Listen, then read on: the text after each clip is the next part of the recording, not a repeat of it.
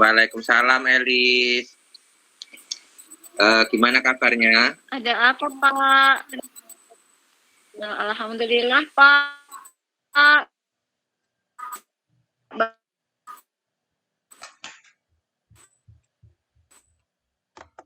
Baik, sehat. Oh, apa tuh Kak?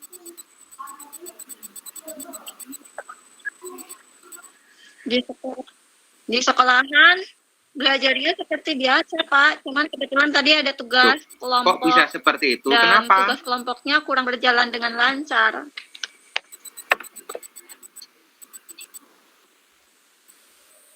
Ya karena cara kerja saya dan cara kerja mereka main sama abang nggak sejalan Pak, jadinya ya sudah saya kumpulkan saja hasil kerja saya sendiri. Elis tidak kerja bareng kelompok dan teman-temannya? Enggak Pak, tadi kan memang tadinya ada tugas kelompok, tapi apa namanya mereka tidak mau mendengar pendapat saya. Mereka hanya menggunakan pendapat mereka, padahal kan saya juga berhak mau mengeluarkan pendapat. Padahal saya merasa pendapat saya itu benar, jawaban saya itu.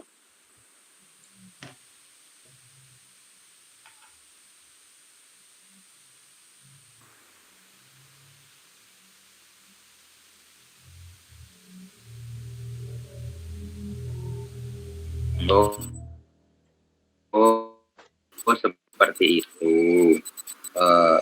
Terus ya, itu kan tugas kelompok. Tapi Elis mengerjakan sendiri. Kira-kira ada tidak perasaan jauh dengan teman-teman Elis? Iya Pak, memang saya menilai diri saya ketika saya seperti saya menjauh dari saya. Ketika saya tidak bisa bekerja sama dengan mereka jadi tidak mau berteman lagi dengan saya Pak. Gimana ya Pak? Lebih enak, ya, menurut Elis lebih enak kerja sendiri apa kerja kelompok ya?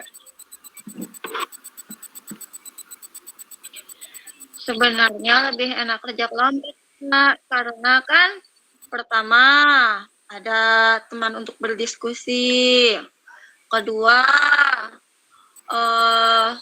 lebih nyaman gitu Pak, lebih rukun, lebih kerja dengan teman-teman itu. Oh, seperti itu.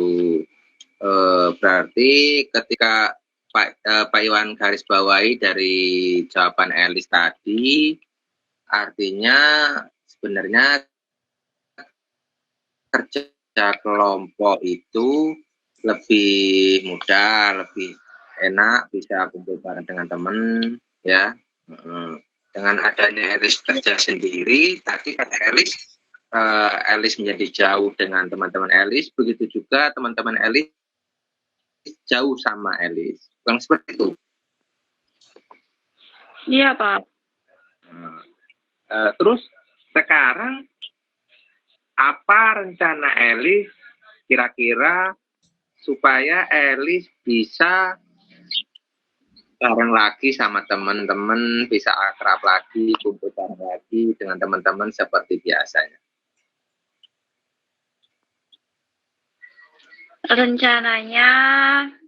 Rencananya saya akan meminta maaf kepada teman-teman sekelompok saya kemarin karena saya tidak bisa bekerja sama dengan baik. Kemudian setelah itu janji pada diri saya sendiri supaya saya bisa bekerja sama dengan semua teman supaya mereka semua mau berteman lagi dengan saya. Gitu Pak. Iya, Pak, itu dengarannya lebih bagus, ya. Pak Iwan sangat mendukung. Terus kira-kira kapan Elis mau melaksanakan rencana itu?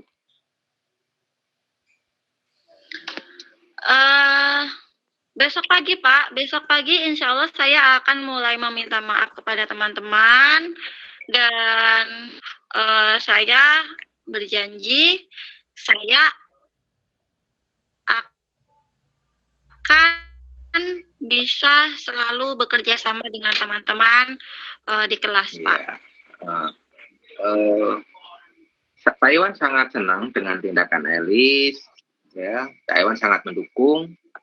Mungkin dengan tindakan Elis seperti itu nanti akan membuat teman-teman Elis dan begitu juga Elis menjadi rukun kembali, bisa kumpul bareng lagi dan tidak ada perselisihan antara Elis dengan temannya. Pak Iwan sangat mendukung sekali, Pak Iwan sangat senang melihatnya. Iya, terima kasih ya Pak. Setelah saya ngobrol sama Bapak, akhirnya saya jadi merasa lebih nyaman karena saya besok sudah punya rencana untuk memperbaiki suasana atau keadaan pertemanan kami di kelas. Terima kasih Pak Iwan. Ya, sama-sama Elis. Ya, cukup. Satu lagi yang mau diselesaikan?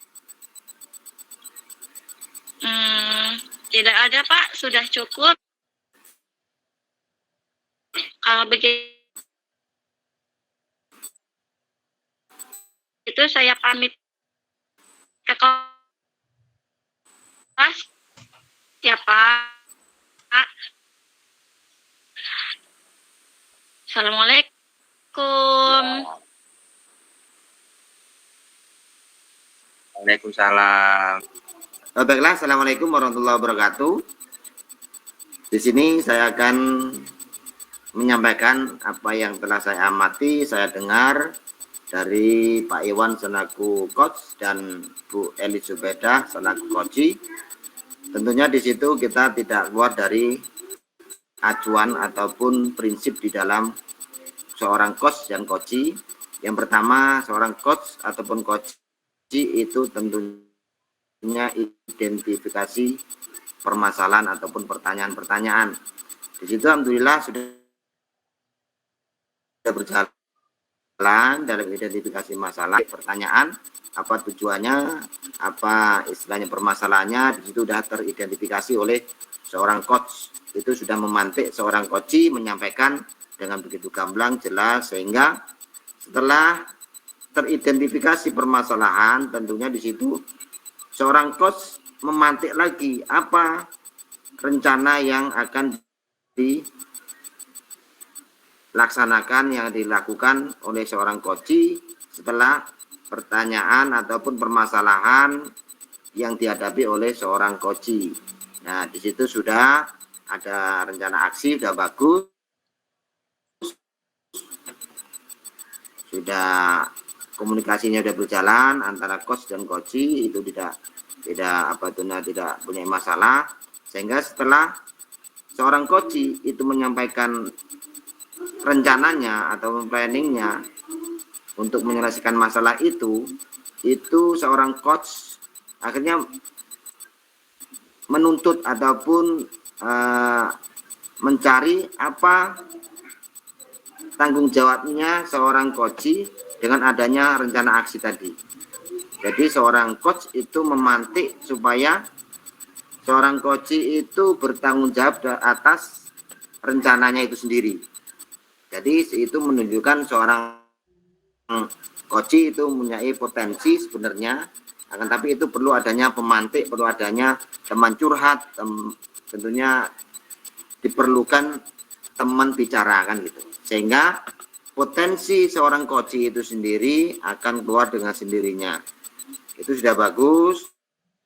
Ada identifikasi masalah ataupun pertanyaan, ada rencana aksi ataupun langkah-langkah yang akan dilaksanakan untuk penyelesaian masalah, dan yang terakhir adalah pertanggungjawaban seorang coach terhadap apa yang akan ataupun langkah apa yang akan dilakukan oleh seorang coach untuk menyelesaikan masalah itu. Mungkin sementara itu dari saya seorang pengamat, kurang lebihnya mohon maaf. Saya akhiri, wassalamualaikum warahmatullahi wabarakatuh.